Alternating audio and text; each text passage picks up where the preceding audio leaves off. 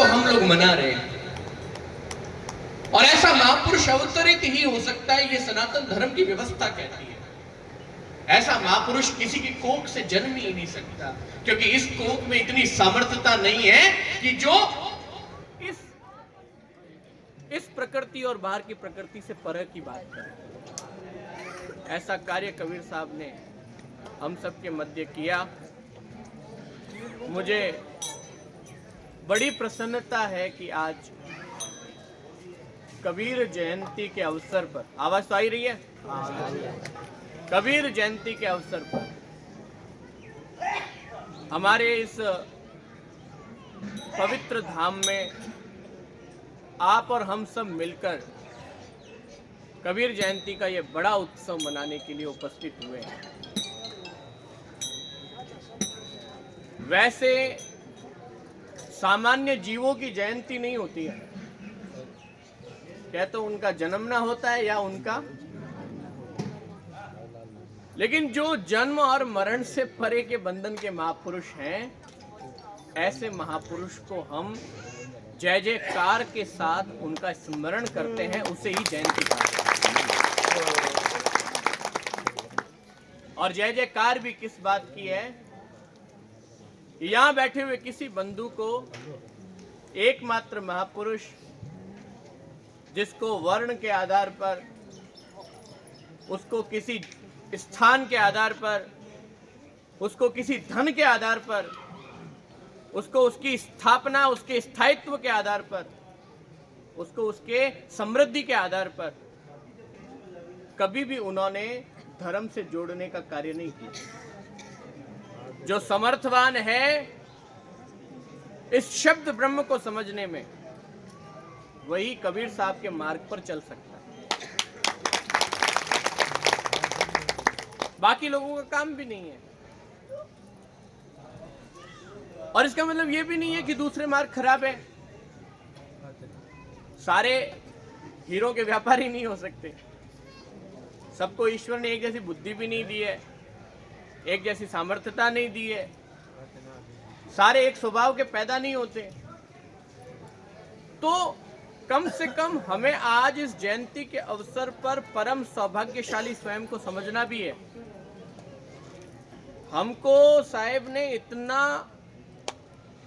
समृद्ध समझा, इतना बुद्धिशाली समझा, तब जाकर के आज हम उनके दरबार में बैठे हुए, उनकी विचारधारा में बैठे हुए।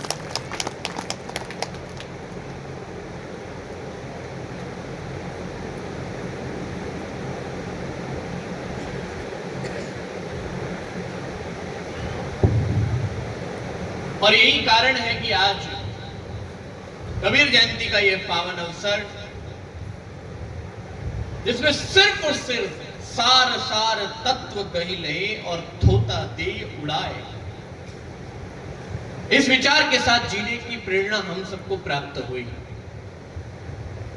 और मुझे लगता है कि इसी विचार को जन जन तक पहुंचाने का कार्य हम सबके सद्गुरु, जिनको हमने सद्गुरु का पद दिया, जो सत्य का मार्ग प्रेषित करता है हमारे जीवन में, ऐसे महापुरुष हमारे पूज्य छोगाराम जी बाप जी, हम उनकी परंपरा में हैं। और उन श्रेष्ठ महापुरुष का स्वरूप मैं आप सबके अंदर देख पा रहा हूं, क्योंकि जो छोगाराम जी का भक्त है ना, वो कबीर साहब के सिद्धांतों को बहुत बारीकी से जानता है।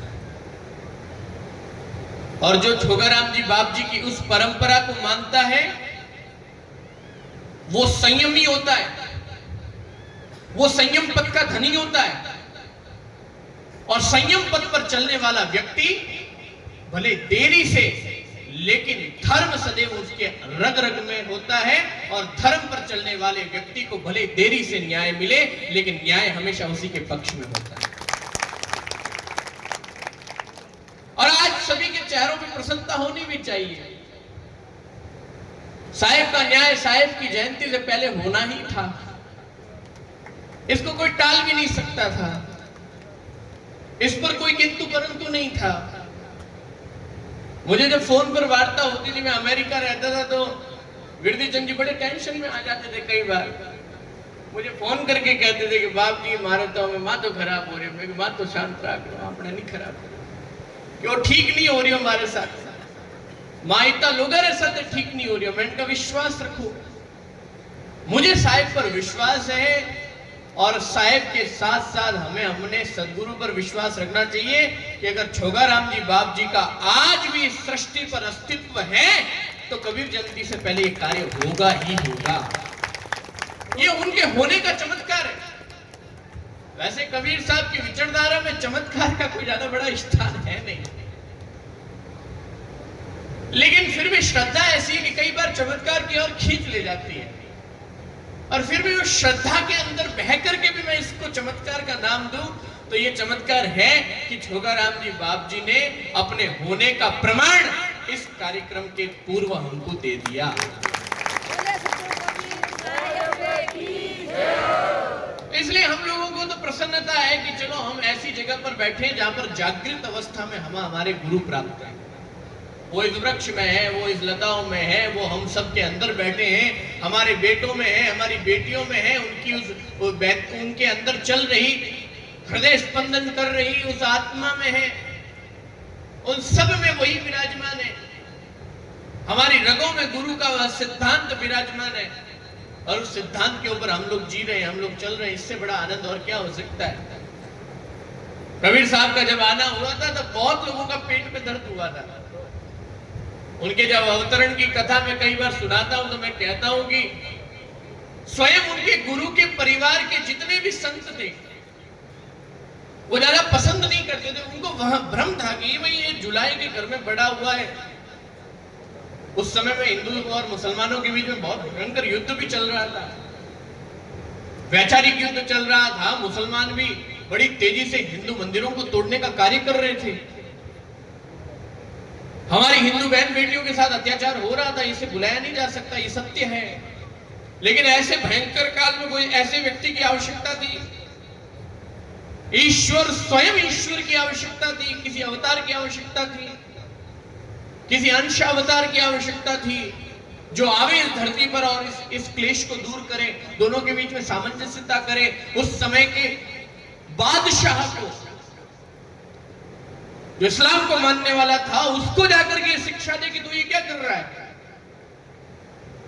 अब वो इस्लाम का पुजारी, इस्लाम को मानने वाला वो बादशाह किसी हिंदू साधु के पास जावे कैसे। तो कबीर साहब ईश्वर का एक ऐसा सूक्ष्म अवतार है जिन्होंने अपने आने को किसी धर्म से जोड़ा ही नहीं। आज भी इस दुनिया का कोई व्यक्ति कबीर साहब को यह नहीं कह सकता कि वो किस धर्म के। मैं खुद कई बार आज आप लोगों के सामने स्पष्ट कर रहा हूं, मैं बहुत प्रयास करता हूं और कहता हूं कि कबीर साहब सनातन धर्म के प्रमुख अंग हैं और वो है भी, इसमें कोई दोहराई नहीं है। लेकिन कई बार जब इस बात को सोचता हूं कि ईश्वर ने भी एक ऐसी करामात करी कि कबीर साहब को ऐसे समय में अवतरण होना पड़ा कि अगर उस समय में कबीर साहब को अगर हिंदू घोषित किया जाता तो आज कबीर साहब की विचारधारा से विश्व शांति की बात कहने का अधिकार मुझे नहीं मिलता। इसलिए कबीर साहब को ना हिंदू ना मुसलमान, सिर्फ एक जाति का बनाया, वो थी मानव जाति। इस एक धर्म से बनाया कि कौन सा धर्म की मानवीय धर्म। और उस समय में आवश्यकता भी इस विचारधारा की थी कि कोई मानवीय धर्म की बात करे। को हिंदू को तुर्क कहा वे एक जिमी पर रही है, ये कबीर साहब के शब्द हैं। अरे कौन हिंदू है, कौन तुर्की है, कौन मुस्लिम है, कौन मुगल है, कौन इस्लामिक है। इन सब से पहले हम दो पैरों वाले, दो आंख, दो हाथ, एक मुंह, दो कान वाले, बहुत तीव्रता से सोचने वाले, साथ साथ पीढ़ियों तक की व्यवस्था रखने वाले मनुष्य हैं।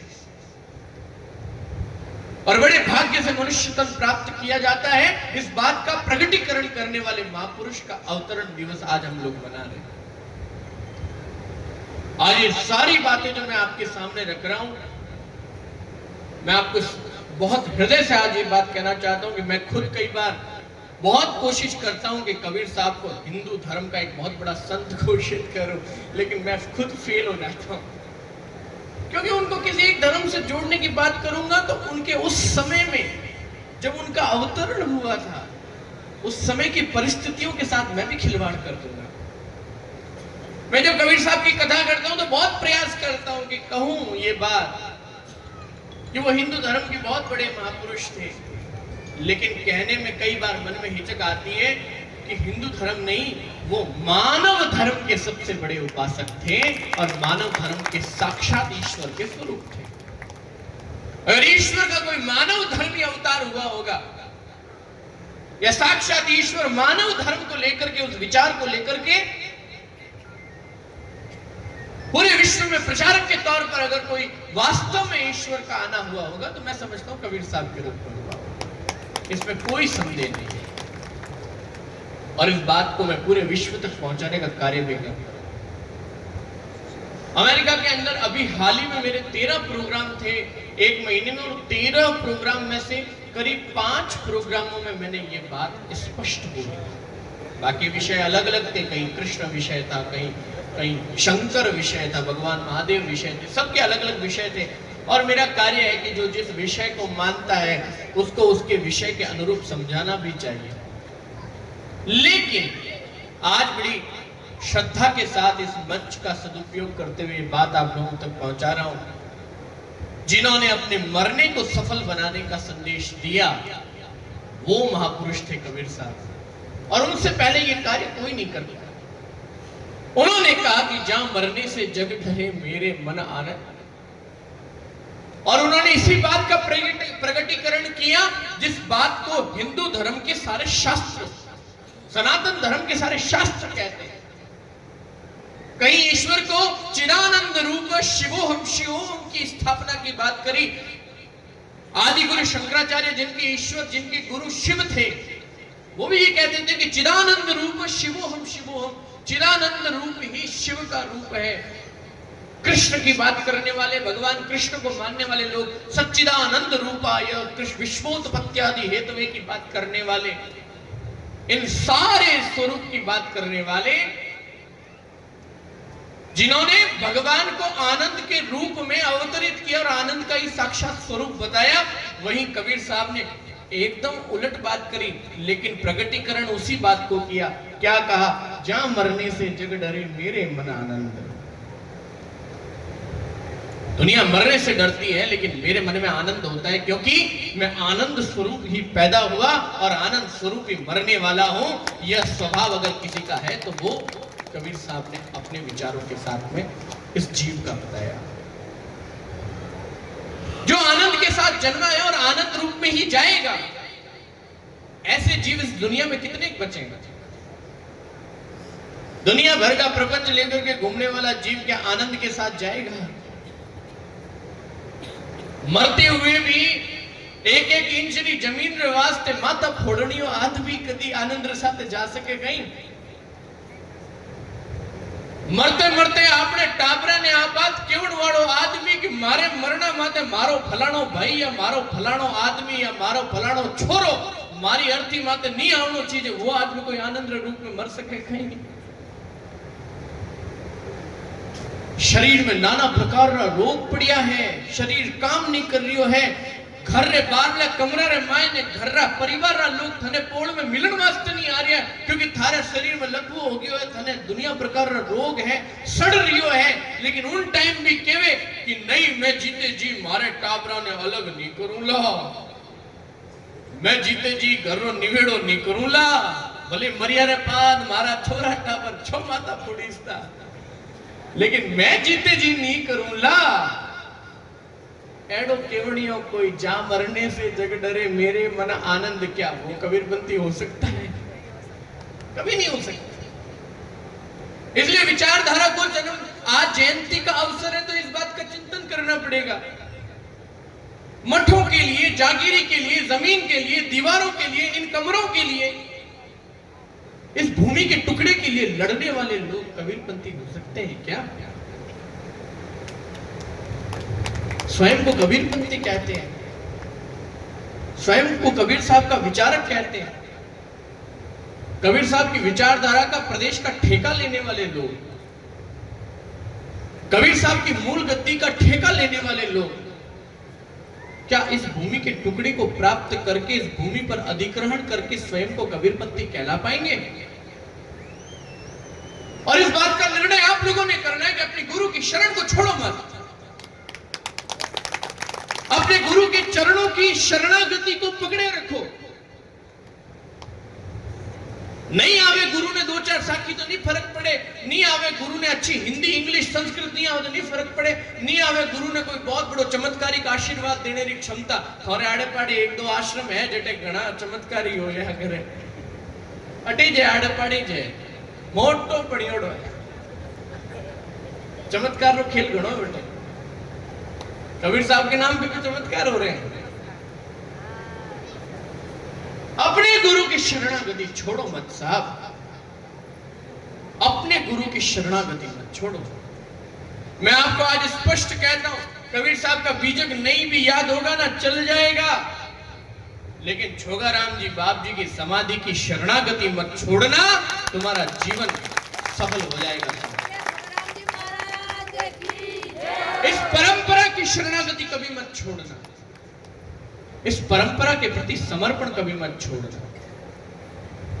और जो इस भूमि के टुकड़े को अधिग्रहण करने की सोच रखते हैं वो ना तो छोगाराम जी के हैं न वो अपने बाप के हैं, ध्यान रख लेना साफ साफ। ऐसे लोग अपने बाप के भी नहीं हो सकते, वो अपनी परंपरा के नहीं हो सकते, और ऐसे व्यक्ति हिंदू भी नहीं हो सकते, सनातनी भी नहीं हो सकते। और मैं तो बहुत स्पष्टवादी गिना जाता हूं। ठीक है, सबको अपने अपने कार्य करने का अधिकार है, बुरा है जैसा भी है तो इसी प्रकृति का तत्व। हम लोगों ने बस ये कार्य करना है, ये द्वार सबके लिए खुला रखना है। इस द्वार पर अगर किसी का हृदय परिवर्तित हो जाए, वो यहां आकर के भजन करना चाहे, वो ऐसी किसी सत्संग में आकर के बैठना चाहे, तो उससे खुले मान स्वागत करना है। कभी किसी को रोकने का कार्य हम धर्मियों का नहीं, रोकने का कार्य हमेशा विधर्मियों का। धर्मी व्यक्ति ताला खुलवाने की सोच रखते हैं, विधर्मी ताला चढ़वाने की सोच रखते हैं, इस बात का ध्यान रखिए। धर्मी व्यक्ति ताला खुलवाता है, विधर्मी ताला लगवाता है। धर्मी व्यक्ति जोड़ता है, विधर्मी तोड़ता है। धर्मी व्यक्ति सत्य पंथ पर चलने की प्रेरणा देता है और विधर्मी व्यक्ति अपने पंथ को ही सत्य पंथ बताने की बात करता है। इस बात का ध्यान रखो। इस बात में बड़ा राज है। सत्य पथ पर चलना और मैं जिस पथ पर चलूं वही सत्य पथ है, इन दोनों में रात दिन का अंतर है। क्योंकि ये बात का विस्मरण हो जाना, भूल जाना होता है जब मैं ये कहता हूं कि मैं जो चल रहा हूं यही सत्य पद है। अरे मैं जो कह रहा हूं ना, उस समय में मैं ये भूल रहा हूं कि मैं ये मनुष्य हूं, और मनुष्य का बताया हुआ पद हो सकता है मायावी प्रभाव से सत्य पद ना रहे। सत्य पद वही हो सकता है जो महापुरुषों के निष्कर्ष से निकला हुआ पद है, जो महापुरुषों की विचारधारा के निष्कर्ष से निकला हुआ पद होता है, वही सत्य पद होता है। कबीर साहब ने अपने पूरे जीवन को झोंका, अपने पूरे जीवन के निष्कर्ष को अपने सामने रखा। टाइम बता। अपने पूरे जीवन के निष्कर्ष को हम सब तक पहुंचाने का कार्य किया, और न सिर्फ जीवन को, उन्होंने इस सृष्टि के सभी शास्त्रों का निचोड़ अपनी वाणी में रखने का काम किया। इसलिए कबीर साहब का पथ जो है सत्य पथ है। अब कुछ लोग भूल करके स्वयं को कबीर कहने की हिम्मत करें, ऐसे भी लोग हैं इस दुनिया में, और ज्यादा दूर नहीं, आसपास ही जाए, जो कहते हैं कि मैं कबीर हूं। अरे भाई, कहने से पहले 10 बार सोचो, आप कबीर नहीं हो सकते हो।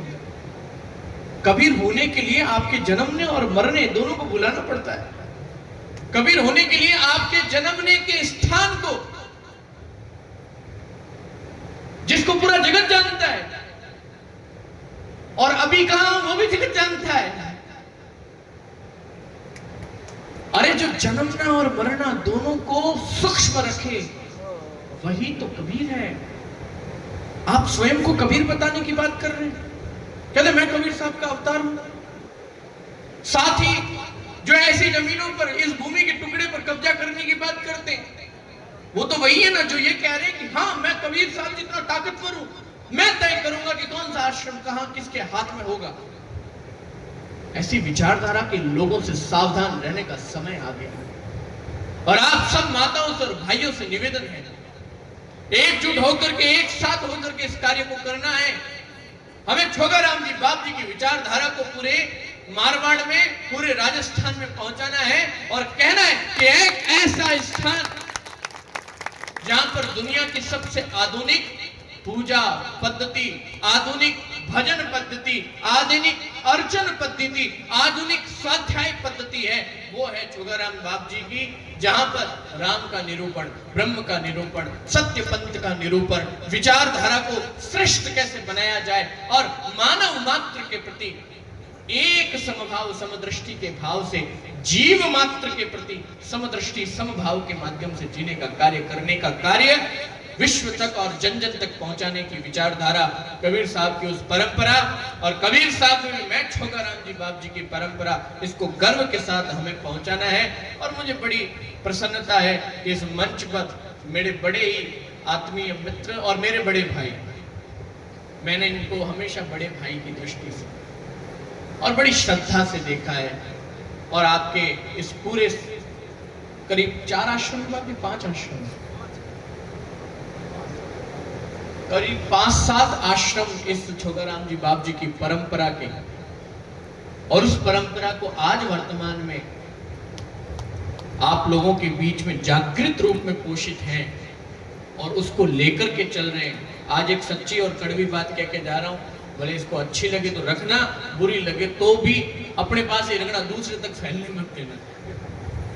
कड़वी बात है लेकिन कह करके जा रहा हूं, हमारे लिए हमारे गुरु से बड़ा कोई नहीं हो सकता, चाहे वो कहीं का गुरु हो, कहीं का आचार्य हो, कहीं का कुछ भी हो। हमारे लिए हमारा गुरु ही सबसे बड़ा है और उस विचार के साथ चलते रहो। हमारी गादी ही हमको हमारा जन्म मरण से मुक्त कर सकती है।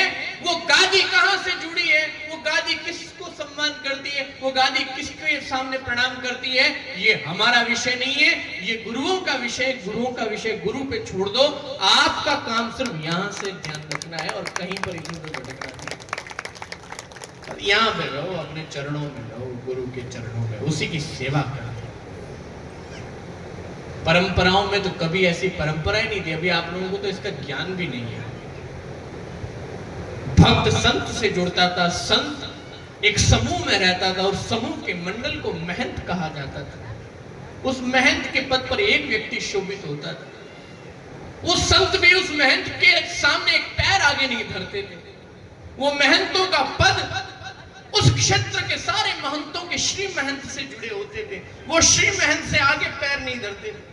और वो सारे देश के श्री महंत किसी एक जगत गुरु आचार्य से जुड़े होते थे या किसी एक जगत गुरु से जुड़े होते थे, वो उनसे आगे पैर नहीं धरते थे। और यहां पर मैं देखता हूं लोगों को लगता है कि इनका पद बड़ा है, इनसे सीधा जुड़ना चाहिए। भाई शंकराचार्य जी का चेला हूं मैं, अरे तुम्हें शंकराचार्य जी के चेले बनने का अधिकार ही नहीं है भाई। तुम पहले अपने संत के चेले बनो, तुम पहले अपने गुरु के चेले बनो, तुम पहले अपने संत की शरणागति को प्राप्त करो। अरे तुम पहले अपनी नींव को सुधारो, पहले अपने आसपास में जो तुम्हारे लिए हमेशा उपलब्ध है और जो उपलब्ध है उसकी वैल्यू कम करना, ये हमारी सबसे बड़ी कमी। जो गुरु हमारे लिए एक फोन पे उपलब्ध है, जिस गुरु के पास हम आधे घंटे 1 घंटे बस की यात्रा करके दर्शन कर सकते हैं, हमें लगता है वो गुरु पद में छोटा हो गया। और जो गुरु साल में 1 आध बार दिखता है, हमें लगता है वो गुरु हमारे लिए बड़ा हो गया। ऐसी हल्की सोच से बाहर निकलो। संत चाहे किसी भी पद का हो, ये संतों का विषय है। संत संत होता है और संत जो भी होता है वो हमारे लिए पूजनीय होना चाहिए, वो उतना ही हमारे लिए वंदनीय होना चाहिए जो किसी उच्च पद का पदाधिकारी संत होता हो। और ये बात मैंने खुद स्वयं पूरी पीठ के शंकराचार्य निश्चलानंद जी के मुख से सुनी थी। वो अपने एक छोटे से छोटे साधक का भी उतना ही सम्मान करते हैं और वो स्वयं जब संध्याकालीन पूजा होती है तो हर साधक को प्रणाम करते हैं। भले ही मत पद की मर्यादा है, लेकिन हाथ उनका हर साधक के सामने जुड़ता है। हमारे बड़ों से हमें ये सीखना चाहिए कि छोटा हो चाहे बड़ा, साधु साधु होता है, और जिसने घर परिवार छोड़ा है उसका सम्मान हमारे लिए किसी शंकराचार्य से कम नहीं होना चाहिए। इस विचारधारा के साथ अपने गुरु से जुड़ो, और गुरु के अलावा जो डायरेक्ट होने की कोशिश करते हैं वो कभी सत्य लोक में जा ही नहीं सकते, ये भी ध्यान रखिए। वो जगत में भटकते रहेंगे, वो इसी जन्म मरण में भटकते रहेंगे। भटको, क्योंकि उसके मन में भेद है, वो छोटे और बड़े का भेद करता है। ऐसे भेद वाले व्यक्ति पर कोई कल्याण नहीं हो सकता। बस इस विचारधारा के साथ जियो। आज कबीर साहब के अवतरण का ये मंगल उत्सव है, इस सब की आप सबको बहुत बहुत बधाई देता हूं। कबीर जयंती के पावन अवसर पर इस मंच पे मेरे एक और हमारे पूज्य राम विलास दास जी बाप जी विराजे हैं, जो मेरे बड़े भाई हैं। एक और मेरे बड़े भाई आदरणीय सागर बापू जी विराजे हो, इनके लिए भी जोरदार तालियां बजाकर इनका सम्मान होना चाहिए। इधर हमारे केशवदास जी साहब विराजे हुए हैं, उनका भी मेरा हृदय से बहुत बहुत सम्मान है। और भी हमारी सारी साध्वी माताएं विराजी हैं। इधर हमारे साथ ही तखतगढ़ से आए हैं मुझे माधवदास जी महाराज, इनका भी जोरदार सम्मान होना चाहिए। इधर भी हमारे वैरागी महापुरुष बैठे हुए हैं, और भी सारे संत विराजे हैं। सभी संतों का जिनका नाम लिया, जिनका ना भी लिया हो, मैं हृदय से सबके जीवन की मंगल कामना करता हूँ। तखतगढ़ धाम के हमारे दो बाल संत, हमारे अजित ब्रह्मचारी जी और हमारे बसंत ब्रह्मचारी जी महाराज, दोनों महाराजों के लिए भी जोरदार तालियां होनी चाहिए। एड़ा छोटा छोटा फूट रसन दिखता रहे तो आने वाली पीढ़ी में भी महात्मा जीवता है हाल, इन बात की प्रेरणा अपन होती रहे, दिखता रहना चाहिए। तो मैं बस इन्हीं कामनाओं के साथ, हाल तो दो है, दो चार एक और लाइन में लागोड़ा है, गाड़ी में जगह नहीं है, लेकिन अभी तो ये परंपराएं बहुत विस्तृत होनी है। तखतगढ़ धाम आचार्य पीठ अब बहुत विस्तार की ओर है, और भी कई परंपराएं हमारी बन रही हैं, और भी कई आश्रम बन रहे हैं। तो जितना महात्मा वे उतना ही आश्रमारो संचालन बहुत अच्छी तरीका हो। इन विचारधारा साथे मारा है सब संत, सब महात्मा, सब विचारक इन विचारधारा साथे आगे बढ़ रहा है। आप सब लोगों ने जीवन में मंगल हो। मैं विरदी चंद जी ने और पूरी समिति ने, पूरा ट्रस्ट ने वचन दियो तो कि कबीर जयंती रे दिन में प्रयास करूँगा। आज भी भागतो दौड़तो अलग अलग प्रवास हो, आप लोगों रे बीच में सीधो आयो। अब मने आप लोगों रे बीच का तो जानो भी पड़ेगा, और जाने वालों बीच में जाने वालों काम है कौन खोटो। इनमें बड़ो दुख भी होवे, लोग बाग भी होते हैं कि हाचा महाराज ए केड़ा महाराज है, 2 मिनट आया निकल गया। ज्ञान तो घणो मोटो दियो, खुद ही टिक नहीं पा रहा ज्ञान रे माथे। एड़ा भी हुए लोग क्यों था वेला, और थारे जो जचे जो क्यों, और माने घना लोग है, घना लोगों ने घनी बात क्यों नहीं है, वो मानो काम है, थोड़ी कटे थोड़ी बेर कटे। लेकिन आप लोगों ने जैसा मैंने वचन दिया था, इसी राम प्याऊ आश्रम में, इसी कबीर आश्रम में आने वाले समय पर सदगुरु कबीर साहब के चरित्र को लेकर के एक कथा का आयोजन किया जाएगा, जो कथा मैं आप लोगों को सुनाऊंगा। ये आज इस कबीर जयंती के अवसर पर मैं घोषणा करता हूँ। जब भी ट्रस्ट चाहेगा, जब भी रामविलास जी बाप जी चाहेंगे, एक कबीर चरितम कथा, बहुत अद्भुत कथा, साहिब के अवतरण की कथा, उनके जीवन में क्या क्या हुआ, ये अपने बच्चों को जानना बहुत जरूरी है। थे लोग ही नहीं जानो तो थारा टाबर कहीं जाने लगा। थाने पूछियो वे कि कहीं कहीं जीवन में साहिब कबीर साहब रे जीवन में कहीं कहीं यात्रा में करी, कटे कटे कहीं कहीं हुयो, इनो अनुभव अपन नहीं है, अपन नहीं है, इन वास्ते अपर टाबरन नहीं है, और अपर टाबरन नहीं है, इनो मतलब कबीर बंद खतरा में है। आगे पहुंचाओला जब तो वो फलेला फूलेला, और आगे नहीं पहुंचाओला तो पजे कबीर साहब री विचारधारा आगे की कर पहुंचेला, खाली उन किताबा में रह जावेला। तो आज जिम्मेदारी थान लोगारी है कि थाने थाने टाबरा ने, आने वाली पीढ़ी ने इन बात रो प्रगटीकरण करनो है। अब पाठ होवेला, पाठ के बाद में आरती होवेला, और आरती के बाद आज आप लोग प्रसादी, महाप्रसादी के बाद हो सके रात्रि में भी सत्संग होवेला। आप सब लोग इनो लाभ ले जो। मैं तो अब जद आऊंगा 5 दिन 7 दिन जितनी कथा वेला कथा उड़ाऊंगा, और कथा में बड़ी संख्या में आप लोगों ने उपस्थित रहना है। इन्हीं भाव रे साथे बोलिए सदगुरु कबीर साहेब की, इन्हीं बातों के साथ मैं अपनी विचारधारा को, अपनी वाणी को यही विराम देता हूँ। सभी को खूब खूब साहेब बंदगी।